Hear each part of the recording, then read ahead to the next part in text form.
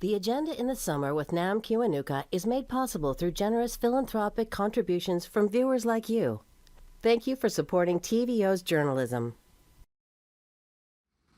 It can be hard to face the fact of how Canada has treated Indigenous people. It can also eclipse the depth and richness of Indigenous culture. I'm Nam Kiwanuka. Tonight, to wrap our first week featuring conversations from our archives, we return to the insights of writer and thinker Thomas King on how art opens a different path for expression and understanding. Also, we'll check in with our Ontario hubs to find out about the restoration of the Silver Islet General Store.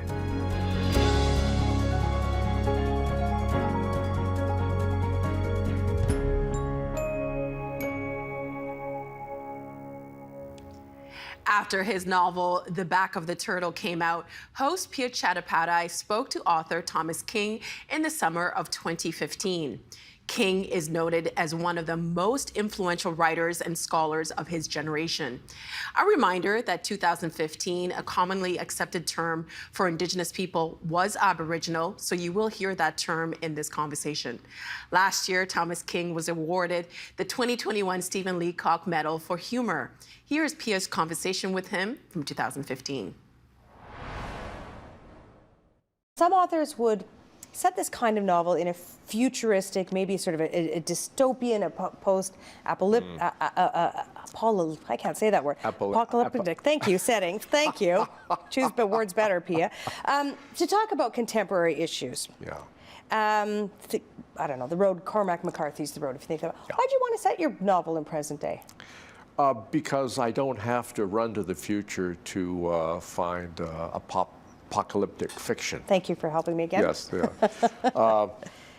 Some of the things that are happening right now could be happening in the future. I don't have to go to the future to find those things. They come to me. So it's pretty easy. And besides, if I try to create a future, I don't know how I would do that. One of my oldest boy is a science fiction fan, and he's told me I should write some science fiction. It sells really well. You turn it into movies, you make $1 million. But I don't know what a world would look like, and this one scares me enough already. I don't have to go to the future to worry myself any more than I do. And as you said it in the present day, and we talked a little bit about this yesterday as well, about you don't have intention of telling me what to think, but were you trying to draw any parallels to a recent disaster? Like in your mind, were you like, I want to tell a story about this, but fictionalize it to some extent? Not so much. I mean, those kinds of events are all around me. I think I the other day mentioned Grassy Narrows and the BP oil spill and the Exxon Valdez and the problem that I think is coming with the tar sands out in Alberta. So I think these things float around me all the time. I don't have to go looking for them. They arrive on my doorstep and then they disappear just as quickly. So it's, yeah, I don't know. I have that available as storytelling material, and so I simply use it. And as they arrive on your doorstep, there is no humor in these things when they happen, right? And yet you take the approach of using satire and humor. Yeah, I think in part, I've always said that humor was an Aboriginal survival strategy.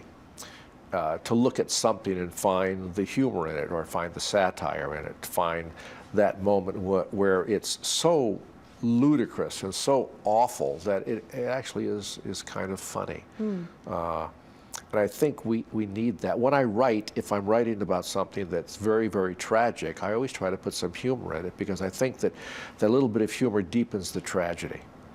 And I think a little bit of tragedy sharpens the humor. You say this is, what did you say, an Aboriginal sort of coping strategy. I mean, where does that sort of emerge from?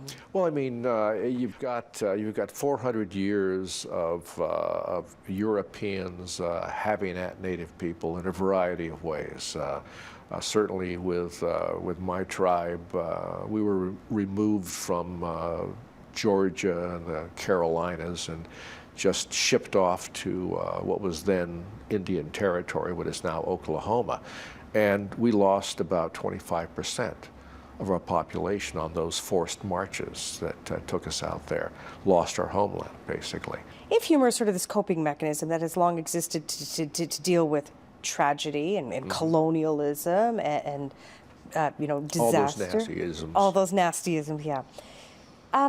I wonder, because we see this with a lot of Aboriginal First Nations artists, that they talk about the stories and these calamities that have descended upon them. And yet, there is always hope and there is always optimism. Let me ask you this, Thomas. Do you think that if you came out sort of angry, like an angry Aboriginal writer, do you think you'd be taken less seriously differently? Well, as a matter of fact, I was that early on in my career, not as a writer, but as an activist. And I would go on television and radio, just, banging my fist down, getting really angry. I was in Chico, California, and there was a Mohawk guy and myself who started the first Native organization on that campus. And we had some kind of an event where there was myself and Richard Glazier, and then two people from the BIA, the Bureau of Indian Affairs in the States. And we were on a panel, and we did our bit, which was fairly angry. I don't know if Richard was actually there, but I did my bit. I was very, very angry. And the two BIA people put up their pie charts and their graphs to show how things had gotten better for Native people. And afterwards, and I had done this for a while, this kind of shtick that I did. And then afterwards, we came off the stage, and the woman who had invited us there, the two BIA guys came off the stage first, and so she shook their hand and handed them an envelope, and shook their hand and handed them an envelope. And I turned to Richard and I said, hey, look at that. I knew what that was. That was an honorarium check. So we get there, and she shakes our hands, but no envelopes. And I said, wait a minute. I said, what was in the envelope you gave the two BIA guys? And she says, well, that was an honorarium. I says, well, where's ours? And she says, well, and she was embarrassed. She says, well, after all, they're the experts. And I said, what are we, the entertainment? And that's what I was. When I was ranting and raving and, pounding the table and being that sort of, hardcore activist with just one note, which was angry, people were dismissing me. But they wanted to come to see the angry Indian, watch him shout, watch him jump around, film at 11 kind of thing. And I learned very early on that I did not want to be entertainment, that I wanted to get to people, and one of the ways to do that was through humor. Because if you were humorous, they'd let you in, and by the time they discovered that was a really bad idea, it was much too late. It was sort of like getting very close and sort of nicking people. So it's easier to talk about serious things if you can add a little bit of humor in there to make it more palatable. But if you're just in their face, 24/7, whack, whack, whack, whack. I haven't seen where that does a lot to change minds. In terms of broadly culturally as an activist, or is there a distinction if you're an angry Indian versus an angry something else? No, I think it's angry anything. As I look to see the people who have concerns about particular issues, everything from cruelty to animals to energy extraction to the way in which corporations manage their business, the G8 summit protest. I think that that really hardcore anger doesn't. I think it turns people off. In the end, I think it turns the general population off. I'm not sure about that, but just as I watch it and watch people's reaction to this. I mean, when the G8 protests were up, the concern was over property. My God, of all the issues that are important in that whole debate, property, private property, was it going to be injured? The world is plummeting towards some kind of an Armageddon, and they're worried about property damage.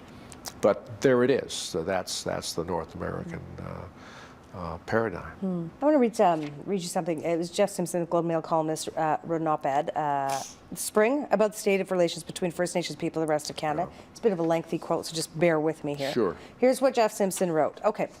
Statistics Canada told us following its 2006 survey that there were 612 bands and more than 2,600 reserves. People have been voting with their feet, as they say, since Stats Canada estimates that only 40% of First Nations people live on reserve, a share that has been slowly dropping for some time. More than 60% of these bands, or quote, nations, as they choose to call themselves, have fewer than 1,000 people. Jeff Simpson goes on to say this. Given the demographic, it is reasonable to ask whether nations of fewer than 1,000 people is an oxymoron. It is certainly a rhetorically powerful idea, but in reality, what does it mean?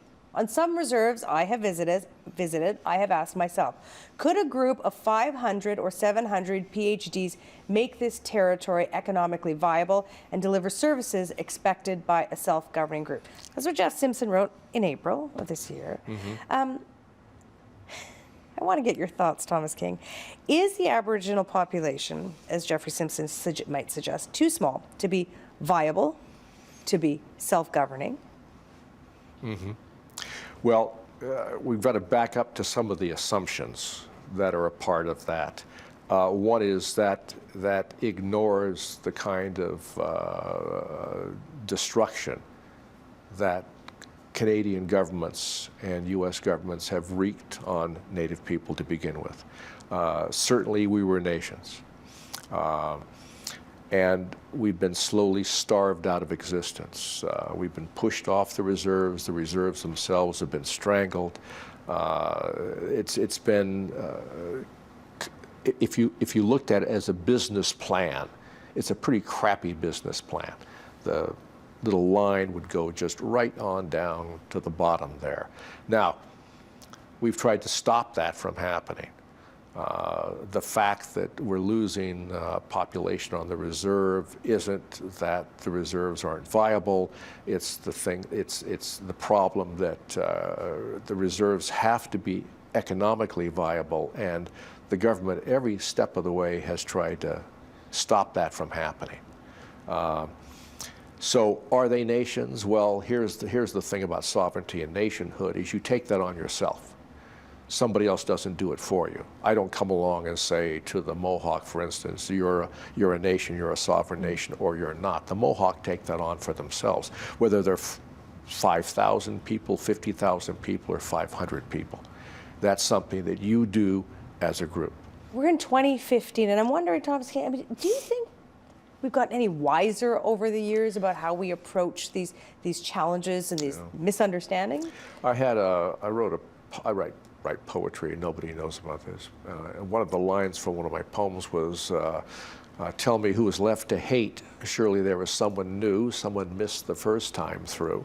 And I look at Canada and the U.S., and I chuckle when racism comes up as a topic, because it's kind of a revolving thing. Right now, the people who are in the crosshairs of that social political canon are Muslims and anybody, brown people with beards. But in my lifetime, that canon's been aimed at blacks, at Asians, at Latinos, at Native people, at gays. Can you spell Indiana and Arkansas? At the disabled. We seem to have somebody that we dislike. Let's talk about reconciliation. Okay. What does it mean to you, and is it possible between non-Aboriginal people and Aboriginal people? I don't know if I believe in the concept of reconciliation as it plays out in the media. What I'm looking for is a more, what they used to call a level playing field for Aboriginal people in North America. I would like the federal governments to get off the backs of the bands. That great joke about when Idle No More was up and running, and the first thing they did was to begin looking at some of the chiefs' salaries and their expense accounts, when Ottawa was wallowing in pork belly, what we used to call pork belly machinations. I would prefer to move the conversation from reconciliation to, how can we make reserve land more viable for Native people? How can we support those groups, the various bands? How can we start to help get economic development going on some of the reserves? That will go further to helping Aboriginal people than spending a lot of time on reconciliation, because quite frankly, some of the things that were done to Aboriginal people are unforgivable. And I think they're not going to be forgiven particularly, and we're just going to have to live with that and move beyond. There's this notion that if you say you're sorry, then things are all right. But there are some insults that you just can't say I'm sorry and move past. I think that's what you're seeing. I think Native people are saying, okay, let's see if we can't get together, but we're not going to forget that. We're not going to forget what we've done to our grandparents and our parents. We're not going to forget the kind of effects that it's had on us. And we're going to try to work around it, but don't expect we're going to stand up at some point in time and say, okay, we love you, let's get moving. It's a pretty difficult point to make, though, that we're sort of... Well, I mean, that's me, okay? I mean, it's difficult for me to hear to say it's sort of intractable forever in a way. Well, I think that, I don't know if it's forever, but if you continue to do the same things, I mean, one of the things that I point out in The Inconvenient Indian is that the history that we've lived with for 500 years is the same history that we have today, that the policies that were put in place in the 1700s, the 1800s, the 1900s are the same policies that are currently in place.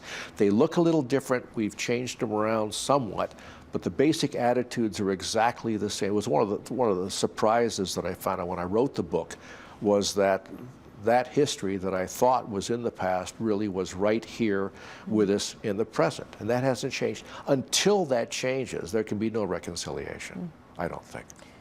Thank you. You kept saying you're a hermit. I'm glad you left your hermit kingdom and came to talk to me. Yeah, no, I'll run back to it.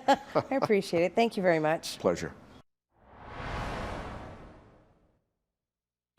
If Sleeping Giant Provincial Park is on your to-do list as Ontarian staycation this year, you won't want to miss the newly restored local hub known as the Silver Islet General Store. Our Northwestern Ontario Hub journalist Charnel Anderson visited, and she joins us now from Red Rock on the north shore of Lake Superior with details. Hey, Charnel. Hi, Dan. All right, so can you give us an idea of where Silver Islet is and what it's known for? Yeah, so if you're in Thunder Bay and you look out towards Lake Superior, you'll see the Sleeping Giant. And so that's actually located on what's called Sibley Peninsula, which is just west of the city. And so Silver Islet is actually tucked behind the Sleeping Giant on the Sibley Peninsula. And in the mid-1800s, prospectors in the area discovered silver. And so they acquired that land, or a company called Montreal Mining Company acquired that land, and they tried to develop it. But it was really challenging because it was a small landmass at the time, and the silver, they essentially had to go under Lake Superior in order to access the silver. So they tried for about 2 years, and the company, they're just like, no, this is an engineering nightmare. And so they ended up selling the rights to the land to a gentleman named Alexander Sibley and his company, Silver Islet Mining Company. And so Sibley was able to develop the land. And so they ended up expanding the island actually almost 10 times its original size using crushed rock. They also built wooden breakwaters around it to try and protect it from the lake. They built a number of other things too. They built a lighthouse, a bunch of houses for miners and their families. They even built a jail there. So it was really a whole kind of community that they built. The mine operated throughout the 1870s and the 1880s. And they excavated over $3 million worth of silver, and it came to be known as the richest silver mine in the world until it ceased operations in 1884 because they ran out of coal.